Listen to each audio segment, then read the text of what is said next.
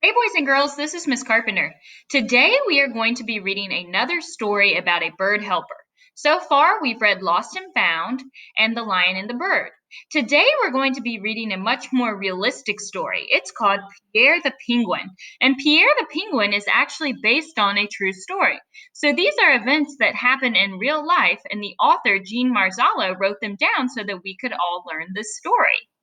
So we are going to be listening for the story elements here, and you need to be able to describe the story elements when we finish reading.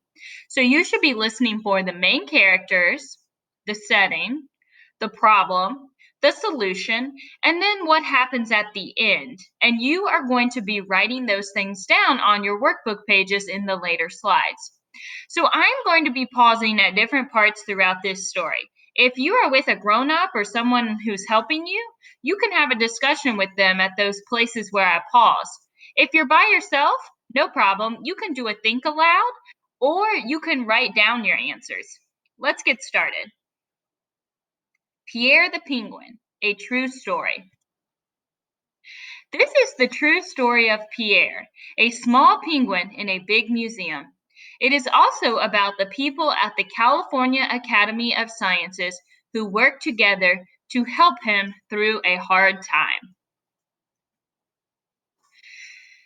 Down at the end of African Hall, past statues of animals big and small, there's an aquarium, wide and tall, with real-life penguins, 20 in all.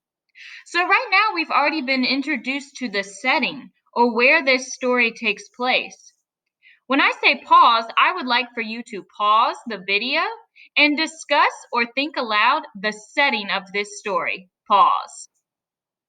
Okay, we're back. Let's review. The setting of this story, as we see right here, is an aquarium.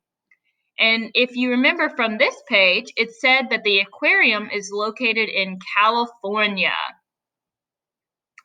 African penguins don't like ice. For them, a warmer place is nice. So we normally think about penguins as living in the Arctic, but there are some penguins that live in warm water. And this is about African penguins, which prefer warm climates. Here comes Pam with fish in her pail. The penguins are fed twice a day without fail. Pam enters the tank through the sky-painted wall. A hidden door there leads out to a hall. Some of the penguins look just the same. Wing bands help Pam call the birds by name. Can you see those, boys and girls? If you look very closely, you can see the penguins have these little, look like bracelets on their arms almost, and they're different colors. And that's how Pam is able to tell them apart. One day, aquatic biologist Pam, observing the penguins, saw one in a jam. Gently, gently, she examined Pierre. His feathers were gone. His bottom was bare. So here we have been introduced to two of the main characters, the most important people or animals in this story. When I say pause, I would like for you to either discuss or think out loud who are the main characters in this story. Pause. All right, let's come back and review. The main characters here are the aquatic biologist Pam. An aquatic biologist is a scientist who studies animals that live in water. And this is Pam, the woman in the wetsuit. And then the other main character is Pierre, the penguin. There are lots of penguins in this story, but the only one whose name we know, the most important one, is Pierre. The book is about him, right? It's called Pierre the Penguin. So we know that he is going to be a main character. Let's keep going. Pierre was afraid to go for a swim. He'd get too cold if he dived right in. How can I help you? What can I do? Pam had ideas and tried the first two. She tried a heater and the vet prescribed pills, but nothing worked. Pierre shivered still. So we usually hear about the problem in the story at the beginning of a story because throughout the story, the characters try to solve it in multiple ways. So we have been introduced to the problem here, or what goes wrong in the story. When I say pause, I want you to either think out loud or discuss what is the problem in this story. Pause. Okay, let's review. The problem in this story, as we can see from the illustrations and from the text, is that Pierre has lost his feathers. And that's a problem for him because he can't swim. He's too afraid to swim because he will be cold. So the problem is that Pierre has lost his feathers and is cold, too cold to swim.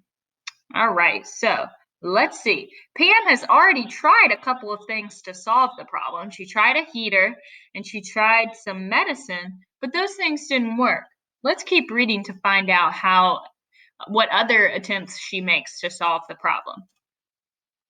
The other penguins grew afraid of Pierre. He looked so strange that he gave them a scare. They brayed at him as he shivered on shore. They made him feel worse than he felt before. Oh, look how sad and lonely Pierre looks right there. One rainy day, biologist Pam came up with a new idea. Shazam!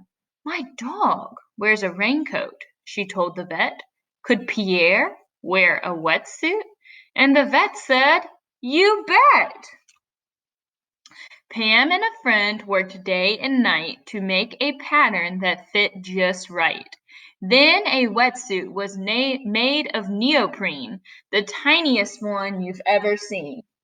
Neoprene is a waterproof material.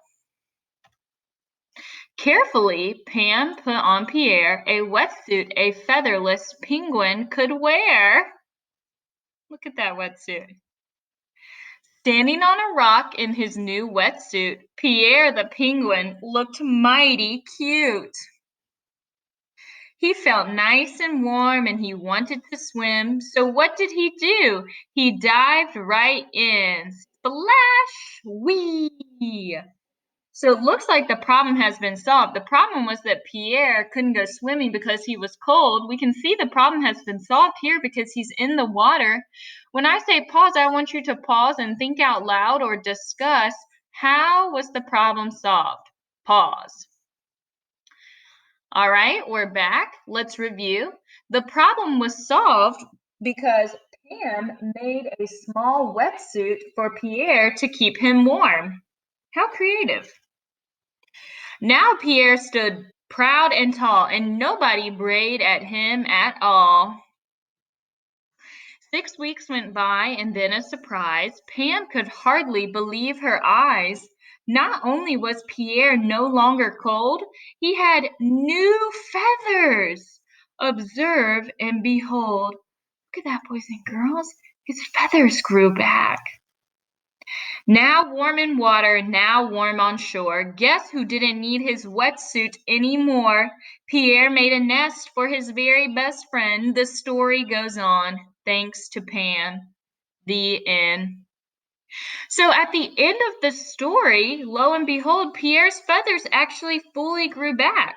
They weren't expecting that, right? They were expecting to make him a wetsuit that would keep him warm so he could swim. But his feathers actually grew back. So that was the ending. I love that story. So boys and girls, what you're going to be doing is on the next slide, I have made an anchor chart where I wrote down all of the things that we talked about with the story elements, and you can use that to help you answer your workbook pages. You're going to be writing about the problem and the solution in this story. And then at the very end of our slides, I have posted a link to a YouTube video where you can actually watch a news report about the real Pierre the Penguin, and you can actually see his wetsuit. He was kind of famous. He was on a lot of different news channels. People thought it was a pretty cool story. So I hope that you will enjoy checking that out. All right, great job.